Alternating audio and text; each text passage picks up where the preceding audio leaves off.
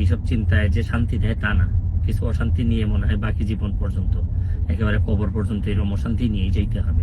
আমার জীবনে অনেকগুলা ভুল সিদ্ধান্ত, ভুল কাজ আছে আমার জীবনে, আমি মানুষ হিসেবে অনেক ভুল করছি। শুরু করিতেছি মহান আল্লাহর নামে, যিনি পরম করুণাময় এবং অত্যন্ত দয়ালু। নিউ ইয়র্কে এসে পৌঁছাইছি, এখন নিজের ভাগনার গাড়িতে করে আমাকে আমার বোনের বাসা থেকে নিয়ে যাচ্ছে আমার মা যে বাসায় থাকেন এই বাসায়। তো থাকতে থাকতে অনেকগুলা মেসেজ পেয়েছি বাংলাদেশ থেকে, যদিও এটা নিয়ে খুবই আমি চিন্তিত ছিলাম বা কথা বলা দরকার আমি ভাবতেছিলাম, বিভিন্ন কথাবার্তা হয়। এটা আসলে আমি আপনাদের কাছে মানে আল্লাহর হস্তে চাই যে এটা বন্ধ করতে হবে।